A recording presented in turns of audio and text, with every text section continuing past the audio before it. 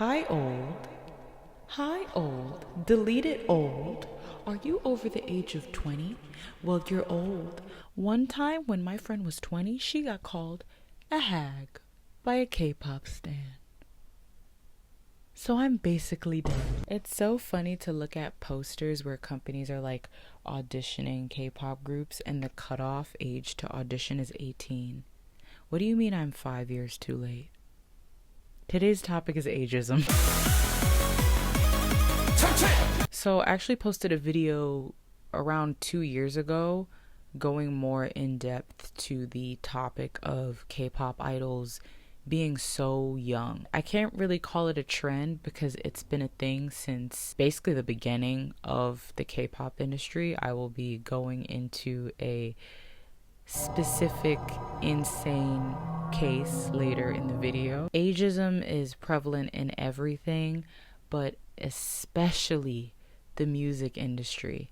And I said this in a lot of my videos, but whatever happens, for example, in the Western music industry, happens in the K-pop music industry, magnified times 1,000. Ageism in the K-pop music industry is insane. I asked you guys under my community tab of my YouTube channel if you could give me any specific moments of ageism in K-pop, and someone literally straight up said K-pop is ageism. So I already posted a TikTok about this. Follow me on TikTok. Most of the YouTube videos that I do usually start off on TikTok, but I saw this tweet, and you can tell when things are rage bait at this point. I hope you're able to, and I hope you don't fall into it. This was obviously rage bait, so I cropped the username out because you will not be getting even more promo from me. But there are so many people that actually would agree with this tweet and think like this. I don't know if you guys know Flyana Boss, but they are a rap duo that specifically make videos of them rapping while running down the street. It's very specific, but there's a high chance you've seen them. If you don't know, they made the song that Bodily danced to. So they were doing an interview, and I forgot what artist it was specifically, but they said they were listening to said artist in college, which automatically made them a certain age around a certain time. And a lot of people went from not knowing their age to getting a age that they didn't know. Like, a lot of people thought that they were both much younger than they actually were.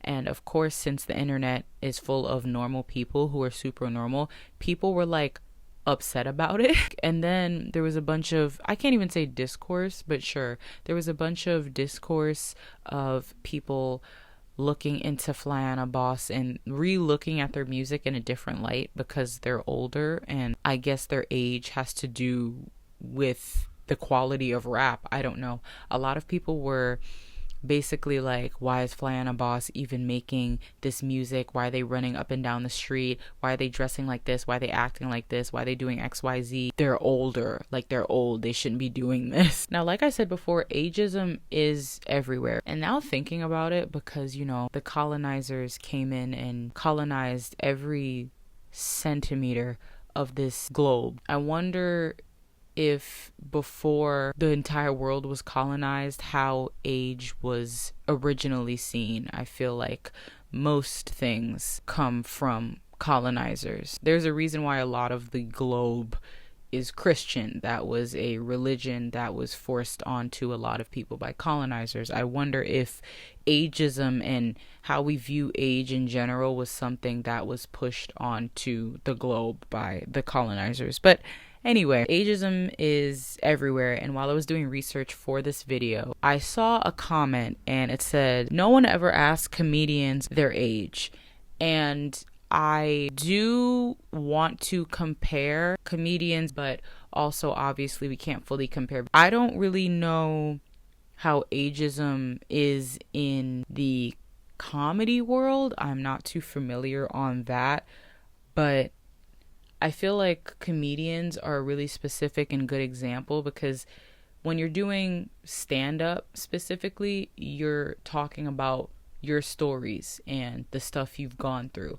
And I feel like age and race and these certain things aren't really seen as a negative or an obstacle, in the sense that I feel like when people are going to comedy shows or looking to watch stand up, I honestly feel like if you're different, it's better because you're talking about your own self and your own identity. So you have a different story. Like, I was watching a stand up comedian, I forgot what ethnicity she was, but that was tied to her story. Like, I feel like if we're doing like a comedy show, it would be way better to have different comedians from different ages, different ethnicities, different nationalities, versus if we just had back to back comics and they're all like white and 40. Like, we're not really getting a variety in story, you know? Especially if you're a comedian that's been working for a while, I feel like age and your experiences help you talk about different things. Like, we probably also expect their material to mature as they get older. You know what I mean? Like, maybe when you're younger, you might be talking about one topic, but as you get older, maybe you're talking about your marriage and you're talking about having kids, which, I mean, that goes back to ageism and why are we expected to get married and have kids the older we get. But anyway, and once again, while it is prevalent everywhere, I don't think it's as insanely intense as it is in the music industry.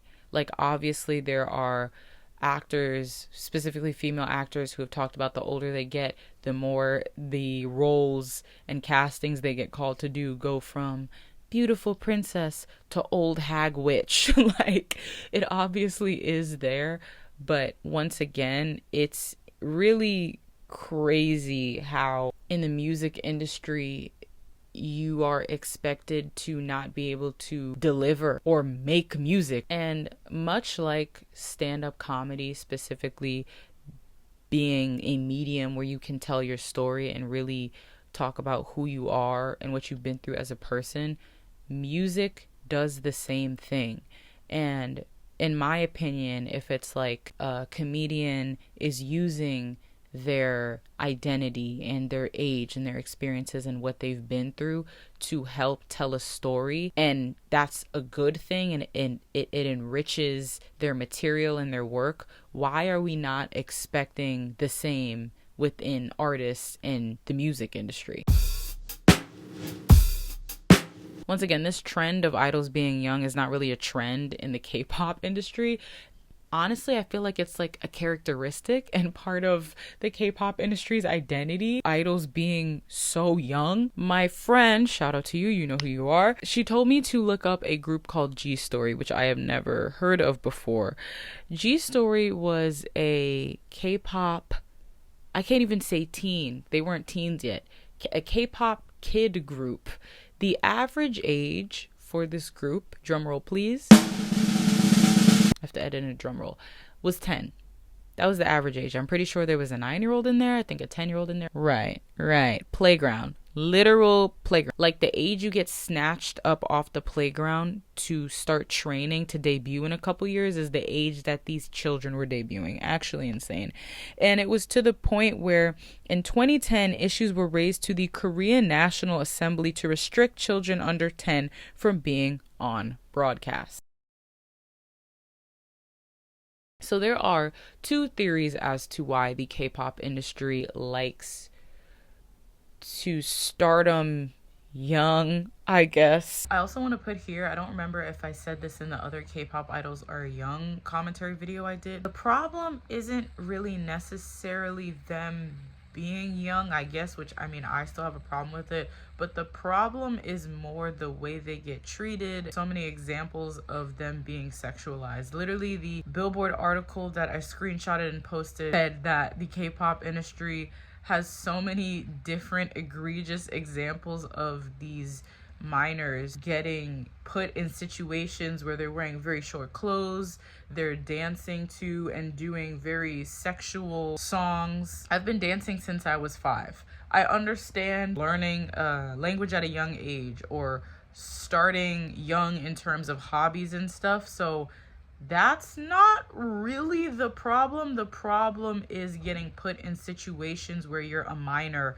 and you are, by adults, put in situations where you are perceived to be doing things that are sexual. That is the problem. One being that they don't want idols to have a life or a past life, but a life in general. There's a reason why these K-pop idols, you really can't find or don't hear much about their life before being an idol, because, say it with me now, the parasocial relationships. And specifically the K-pop industry wanting to sell the lie that K-pop idols just popped up out of nowhere, and their entire life is being a K-pop idol and they exist for you, which is why their job bleeds into their life, because they're not really expected to be anything else.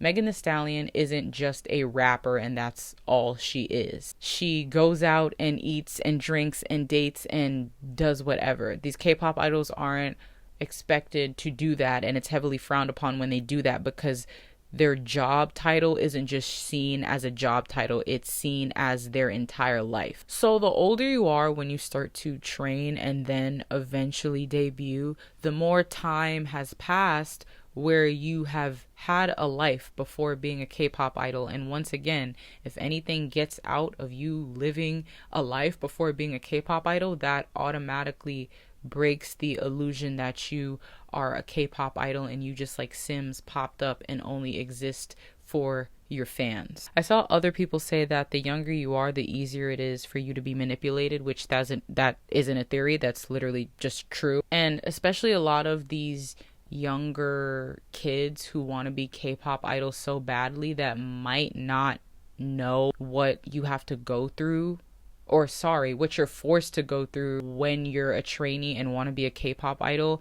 And they have these dreams of wanting to be a K-pop idol so bad that they're willing to go through anything to achieve that goal. And, you know, a 13-year-old who wants to be a K-pop idol so badly might be able to put up with more versus a 22-year-old who wants to be a K-pop idol but also knows terms like manipulation and gaslighting and is old enough to know not being treated well and respected like feels like and is. And you know, that 22-year-old might be like, no, I'm not taking a fucking picture of my food and sending it to my manager and waiting for them to respond and telling me if I can eat it or not every time I eat a fucking meal and have to log when I go to the bathroom. I'm never getting over that. That's insane. So obviously youth and being youthful is incredibly important to the K-pop industry. And while K-pop isn't a 100% accurate representation of South Korea, if you think that, oh my God, please stop. Please stop. Because you're going to end up like that bitch who went to South Korea that was like, why do the guys not look like K-pop idols and fucking K-drama actors? Like, oh my fucking God, please. While K-pop isn't 100% accurate showing off South Korea, it is still, you know, Korean. So there are parts of South Korea's culture that permeate and seep through into the K-pop industry. And in South Korea, youth and the concept of youth is such a huge part of the culture. So of course that's going to seep through in K-pop. To a lot of people, youth and beauty are interchangeable, and I can go out on a limb here and confidently say that South Korea and South Korea's culture would agree with that statement. Y'all remember when the 10-step Korean skincare routine was trending in the West like years ago? Y'all remember that? The fact that that even exists shows how seriously South Korea takes beauty. I don't know if this is true, but I'm pretty sure South Korea is the top place for plastic surgery. People fly all around the world to go get plastic surgery. Literally, a girl I follow just flew to South Korea to get plastic surgery. And people are obsessed with their looks and looking as young and beautiful as possible. So of course we're going to have 10-step skincare routines and do so much to maintain that, which them skincare routines work. So the same friend also told me to look up a group called Six Bomb. Here's this screenshot. A K-pop girl group turned their plastic surgery into a musical concept. This is fucking wild. Now, if you don't know, most K-pop idols have had surgery. They're not open about it. They had 2 singles titled Becoming Prettier, one subtitled Before and the other one After. So it was before surgery and after surgery. And they spent around 88,000 USD for the 4 members to get cosmetic surgery. Wow, wow, wow, wow, wow. Actually insane. This is the section of the video where I really wanted to dive in more. And this is what I think a lot of K-pop stans who aren't from South Korea or do any research or know anything about South Korea's culture, when you are now, once again, while K-pop is taking it, and it's the same thing on both ends. K-pop is taking genres from other parts of the world and other cultures and using that in making songs, and when they don't do research, it comes across as literally by default ignorant. If you are entering K-pop without doing and knowing about any culture of South Korea and what's happening, you have such a westernized viewpoint. And there are a lot of things, much like everything in the world, that are super nuanced. And when you come to it with such a westernized viewpoint, there's so much that you're missing, you know? I posted a video recently, and I could fully elaborate on that too, talking about skinship. And if you're from America like me, skinship, that's not like the word exists, but that's not a word that is in American culture. And especially with men, whether you agree with it or not, it is not normal to like hug the bros. Like, even that's a joke, like kissing the homies, stuff like that. Like, it's not really normal, and you don't really see a lot of men express verbal and or physical emotion and love in a male straight friendship. So when you go from that, and the fact that like so much is like considered like gay or sus or fruity, when you have that viewpoint and then you go to K-pop and then you see these idols like on top of each other 24/7, and you don't know about skinship, and you don't really know that that's already a thing that exists, then you're going to be like, oh my God, oh, sus, fruity, this is crazy. Like, you have such a westernized viewpoint and do not understand and know about the culture. So there's just going to be so many things that you miss. Asked if there was anyone that knew about South Korean culture that could expand on youth and South Korea's relationship to youth, because I wouldn't be able, and I would feel wrong in putting this video out without really talking about South Korea's culture. It would feel like such a one-sided video if I do not hear it from South Koreans. You know what I mean? So these are what some people who are very familiar in South Korea's culture had to say. Youth is celebrated in South Korea, and South Korea is a very appearance-driven society, which I feel like a lot of people know. I also saw and heard this like more than once, that your face is your resume, and the prettier and more youthful you look, the more you're assumed to be capable of doing things, and the more you are assumed to succeed in what you do. That youth is seen as freedom, and the older you are, the more you're expected to settle down and get married, like the comment that I made earlier in the video. And when you're younger, you still have the freedom to do whatever you want. You're not tied down by society and society's beliefs of things that you're expected to do. And I also heard a really great point that obsession with youth is fear of losing your autonomy, which means like control. And, South Korea definitely profits off of that. I mean, just in general, there are so many things that the world profits off of fear, whatever people fear the most, because when people are in that feeling of fear, sometimes they'll do anything to soothe that. Also, your value drops when you're older. Which is a crazy sentence. But if that's how normal people are seen, the older they get, the more their value drops and they're seen as human beings. Then when we transition over to K-pop idols who are literally seen as product and literally not accepted by the South Korean government as workers and are literally seen as product, it's so much worse. Youth is seen as being worthy too. So this is my reason as to why I think that a lot of people think you can't really creatively express yourself the older you get, and people automatically put you in a box. Don't put me in a... and confine you as you get older as a musician. The younger demographic controls what's trending in general, but also in music. So maybe it's like the older you get, the more people think you're not in tune with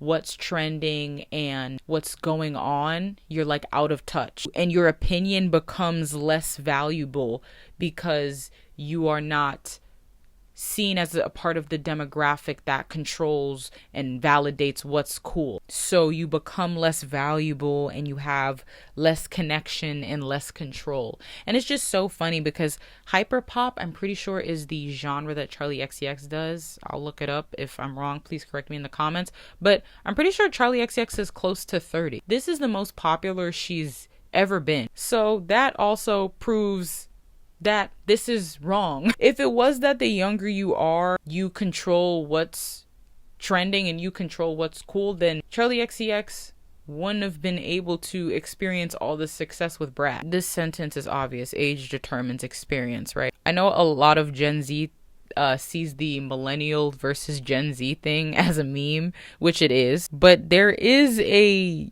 reason why certain millennials feel like that shit is real. Like I said in the K-pop sports video, music is so closely tied to identity. There's a rapper that I really like, and we're around the same age, and I heard her rapping about Cece and Rocky and Shake It Up, and I was like so happy. Especially in music, when you are writing, you are pulling from your own experiences, your own story, your own references, like comedians. So the more relatable you are, the more people are going to listen to you and be a supporter of you and fan of you, and the more successful you're going to be. This is a generalization, but if you were born in the 80s and you make a bunch of references to the 80s, it's obvious that people born in the 2000s aren't really going to get it and relate to you and fuck with you as much. If you're an artist that was popular in the 90s and the 2000s come around and the new generation isn't fucking with you, like, you're obviously not going to be as successful and be at the top. Certain artists that are able to